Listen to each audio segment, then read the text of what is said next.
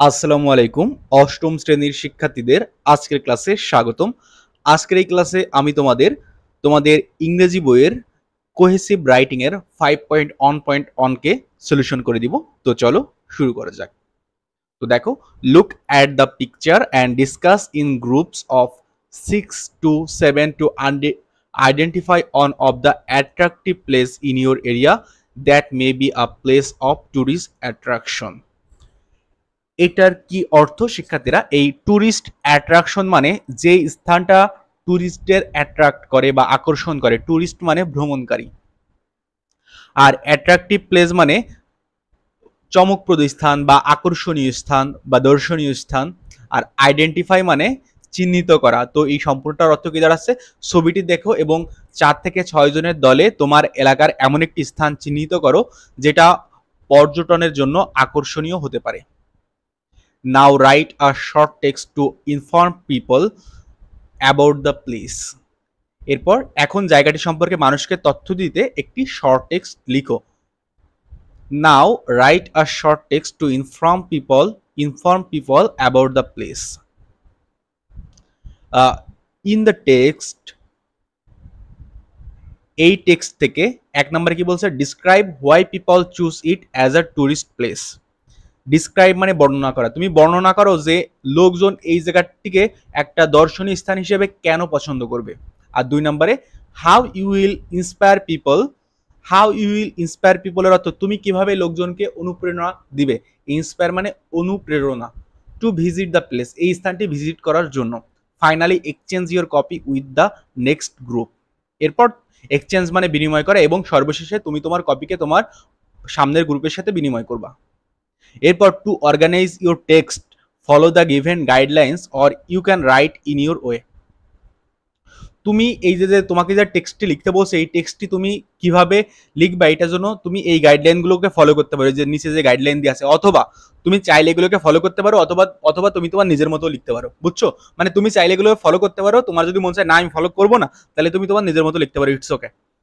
কি কি গাইডলাইন বলছে? Write the name of your area or village or district and the name of a place that may be a place of tourist attraction. তোমাকে তোমার এরিয়ার নাম লিখতে হবে, অথবা ভিলেজের নাম লিখতে হবে, অথবা ডিস্ট্রিক্টের নাম লিখতে হবে, এবং তোমাকে ওই জায়গার নাম লিখতে হবে যেই জায়গা হচ্ছে এই টুরিস্টদেরকে আকর্ষণ করবে বা দর্শনীয় স্থান হতে পারে, ওই জায়গার নামও লিখতে হবে। এরপর give a short description of the place. এরপর হচ্ছে ওই জায়গাটা সম্পর্কে কিছুটা শর্টে বর্ণনা দিতে হবে। Right at least 2 to 3 reason to explain why people should visit the place. তোমাকে কমপক্ষে 2 থেকে 3টা কারণ বলতে হবে যেই কারণে তোমার মনে হয় যে ওই জায়গা মানুষের ভ্রমণ করতে যাওয়া উচিত, বা ওই জায়গা মানুষ ভ্রমণ করতে যাবে। এইটার কারণ দেখে তোমাকে কমপক্ষে 2-3টা সেন্টেন্স লিখতে হবে বা সেন্টেন্সে কারণ লিখতে হবে। তো দেখো এইটার যে এরপর দেখো, finally conclude the text with your opinion on how it will effect the people of your area if tourist frequently visit the place. তোমাকে এই লেখার মধ্যে এই জিনিসটাকেও অন্তর্ভুক্ত করতে হবে। এই কনক্লুড মানে অন্তর্ভুক্ত করা, যে তোমার এই জায়গাটায় যদি টুরিস্টরা ঘন ঘন আসা যাওয়া করে তাহলে এর উপর তোমার এলাকার মানুষের কি প্রভাব পড়বে। তো দেখো শিক্ষার্থীরা, এই যে কোশ্চেনটা, এই কোশ্চেনটার উত্তর হচ্ছে এক এক জনের জন্য এক এক রকম। মানে যে ঢাকায় থাকে তার জন্য একরকম, যে রাঙামাটি থাকে তার জন্য একরকম, যে ধরো যশোর থাকে তার জন্য একরকম। মানে এক একজনের জন্য উত্তরটা এক এক রকম হবে। এখন আমার এক ভিডিওতে তো সবার জন্য বলা সম্ভব না। এখন যেহেতু আমি যশোর থাকি, সেই হিসাবে আমার প্রথম উত্তরটা হচ্ছে যারা যশোরের স্টুডেন্ট তাদের জন্য। তো তাদের জন্য উত্তরটা এরকম হতে পারে, a potential tourist spot in our area that people will love to visit is the Benapole বন্দর। তোমরা যশোরে যারা থাকো তারা জানো যে বেনাপোল বন্দর একটা ভ্রমণকারীদের জন্য একটা পোটেনশিয়াল টুরিস্ট স্পট হইতে পারে। তো এই জন্য এখানে আমি বেনাপোল বন্দর নিয়েও লিখছি। তোমরা চাইলে যারা যশোর থাকো তারা গদখালি নিয়েও লিখতে পারো, কারণ গদখালির ফুল অনেক পপুলার। তোমরা চাইলে মাইকেল মধুসূদন দত্তের বাড়ি নিয়েও লিখতে পারো। তো তোমাদের যার যেরকম ইচ্ছা সেরকম তোমরা লিখবা। তো আমি এখানে বেনাপোল বন্দর নিয়ে লিখছি। তো বেনাপোল বন্দরেরটা তোমরা এখন দেখো। Not many people know about that Benapole located in the Joshore district offers a unique mix of culture and historical sites with its busy land port on the Bangladesh-India border. The main attraction is the Benapole Land Port, where visitors can watch the daily India-Bangladesh border parade ceremony. This event includes a flag lifting ceremony and shows impressive coordination and the national pride.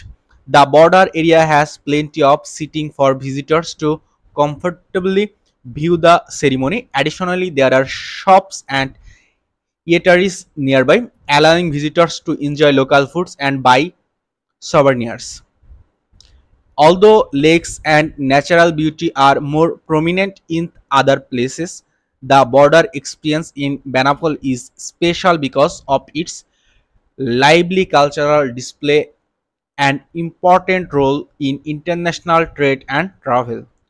With the right promotion through social media and local publications, this border area can become a major tourist attraction, creating jobs, boosting the local economy and improving infrastructure. শিক্ষার্থীরা এটা হচ্ছে যশোরের যারা আছো তারা এটা লিখতে পারো। এখন আরেকটা লিখে দেবো, সেটা হচ্ছে for the student who are from Comilla. যারা কুমিল্লার স্টুডেন্ট আছো তারা এটাকে লিখতে পারো যে a potential tourist spot in our area that people will love to visit is the beautiful lake in our area. People usually do not see such a beautiful lake. Not many people know that the Kumilla city has a number of historical lakes. Ranir Dighi is one of them. Ranir Dighi is a famous lake in Kumilla. It is probably the second largest lake of Kumilla. It is situated in front of Kumilla Victoria Government College, which was named in memory of Queen Victoria. The lake is also named after Queen Victoria. There is a martyrs memorial at on site of this lake. It looks beautiful. In fact, Ranir Dighi is popular in Kumilla city for its nice view. The lake is open for all and there is enough place to sit on and chat. People can go there for morning walk or evening walk. They can also swim there. It is a calm and serene place to have a quality time with friends and others. Also, many delicious street food are available there. People can sit on the bank of the lake. They can enjoy the gentle breeze of the lake. However, though the lake is beautiful, the authority should clean its water regularly. The surrounding area should also be clean. Local people bath regularly in this lake, which must be stopped. Nowadays, many people come to see this historical lake and their number is increasing. Therefore, beautification of this traditional lake is necessary. Also, renovation is needed to protect its heritage. To conclude, this lake can be a tourist attraction if it is properly introduced to the people. We can make the lake tourist attraction by posting on social media or by publishing news in school magazine or newspapers. If more tourists come to visit the lake, it will create employment opportunities, strengthen the local economy and contribute to local infrastructure development. It will also help to conserve the national environment and cultural assets and traditions. Most importantly, it may help to reduce poverty.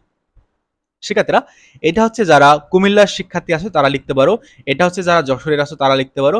এরপর যদি আরো বিভিন্ন অঞ্চলের শিক্ষার্থীরা থেকে থাকো, তোমরা তোমাদের অঞ্চলের কোন একটা ফেমাস জায়গা সম্পর্কে আমাকে বইলো, তোমরা বললে আমি সেটা সম্পর্কে কমেন্ট বক্সে লিখে দিব, অথবা আমি নতুন ভিডিও বানিয়ে তোমাদের এলাকা সম্পর্কে আমি এরকম একটা প্যারাগ্রাফ লিখে দিব।